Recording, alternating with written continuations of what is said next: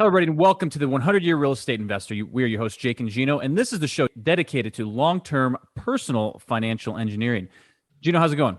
Jake, you are giving me those eyes. You're ready to go here, huh? You're giving me those. Let's make it happen. Dude, these are the Make It Happen eyes. This is the Make It Happen show, and today's guest is a Make It Happen man. Today's guest is John Shedenhelm, the CEO of Eagle Financial Solutions and co-author of the book, The Secret to Lifetime Financial Security. That sounds like something I might be interested in. He is also a team member of the 100-Year Real Estate Investor. John has helped more than 800 investors grow their wealth, reduce their taxes, and work toward their dreams of financial security. So without further ado, John, welcome to the show. Thanks for having me, guys. It is our pleasure. Now, you've been in financial services for many years. What attracted you specifically to the infinite banking concept? Yeah, so I got into business in 1990. Got my securities license in 1992.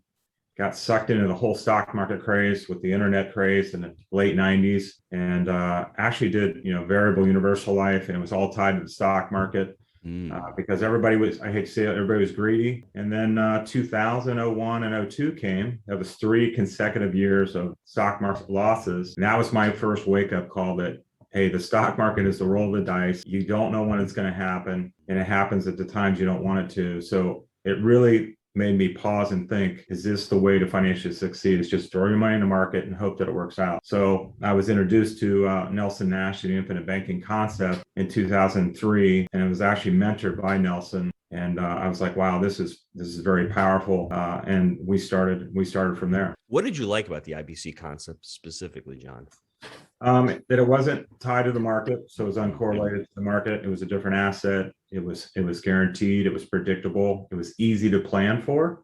Not just with real estate, but just other things in general. That you could count on that when you needed it the most.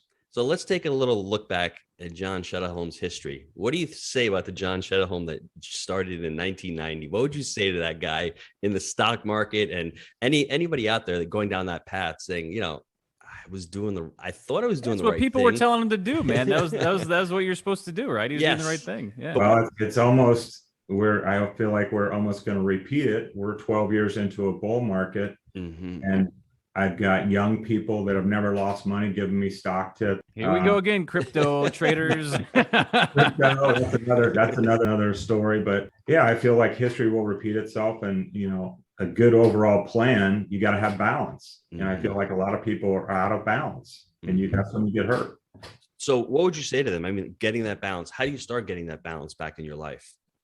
Well, the whole life, the way we design it, the way we use it, it's predictable. It's a safe asset.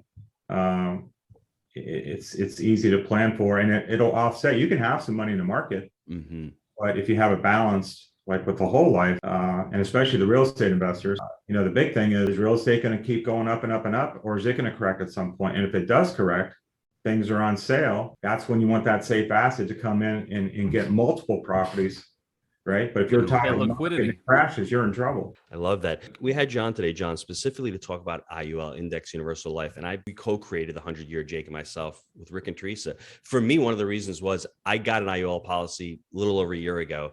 That was not the right policy for what I wanted. I was sold, but it was on me. And I didn't understand the benefits and the pros and the cons, because there are pros and cons to it, right? But for 100-Year Real Estate Investor, IUL was not the plan for me.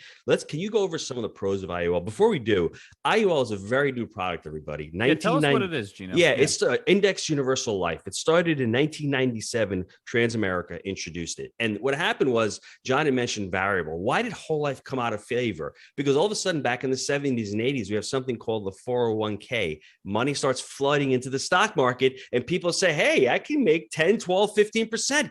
Why do I need 4% guaranteed? Gino, why is that though? Because people started living longer and the pensions were no longer sustainable. Okay. So then the 401k comes along, and then he pointed to around 2000, all of a sudden that gets smacked and people are like, oh shit, this is my retirement. This is not safe anymore. And then, hitting back to the Great Recession, whacked again. So this is this is not stuff like especially for the young folks that are out there. You've heard of 401k your whole life. This is not something that's been around hundreds of years like whole life insurance. Just know that.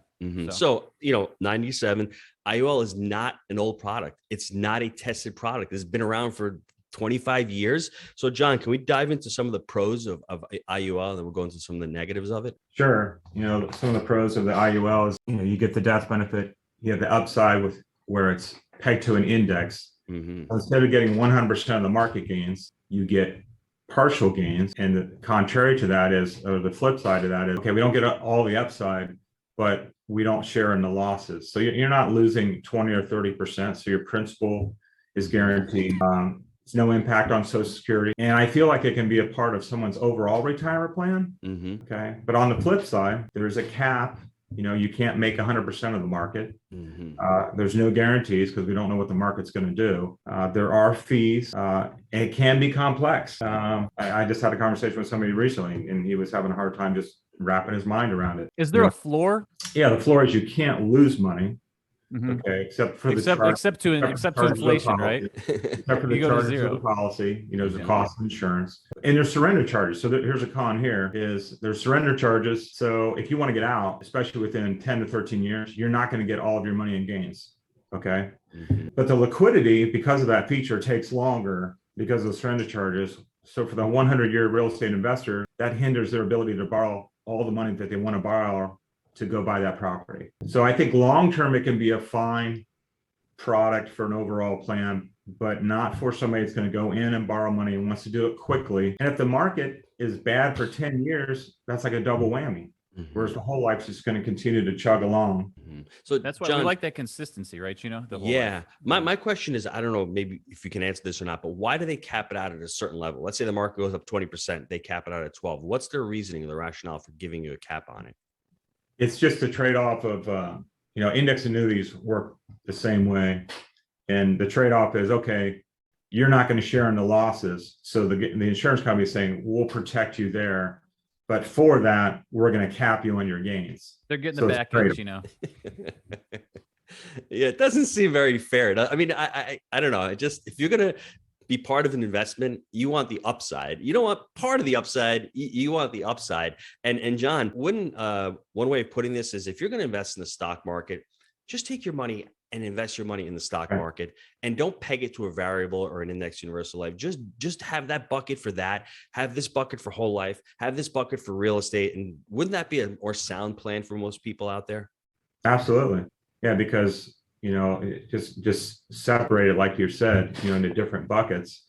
But if you're going to invest in the market, invest in the market. And that's maybe for retirement, knowing that it's volatile. But if you're going to invest for real estate, you need something that's stable and consistent and predictable, and that's liquid. And you're not relying on the market for returns, because we might get a decade like 2001 and 2002 and then repeat in 2008. We might get a decade like that. No, we not might. It's not a matter of if, it's a matter of when.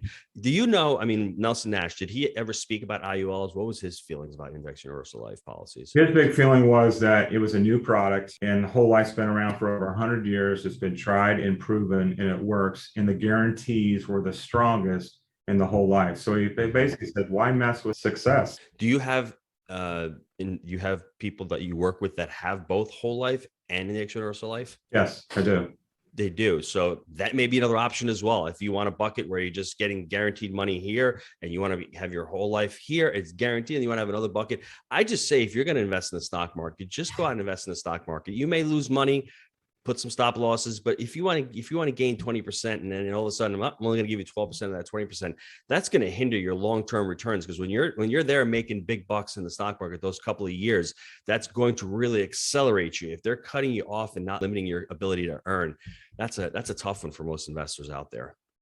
Yep, I agree. So Gino, the thing here is that, we're right at this time now where there's going to be some estate tax plan changing, right? Whether it's the 1031 exchange, whether it's capital gains, whether they do away with the step up in basis, which I think would be the most brutal of all. And the reason that I love the whole life for what we're talking about is because I think it's sound personal financial engineering. This is just a component of a greater financial planning that we're attempting to do, which is, hey, we both have kids, right? We're trying to ensure that this wealth is transferred to the next generation.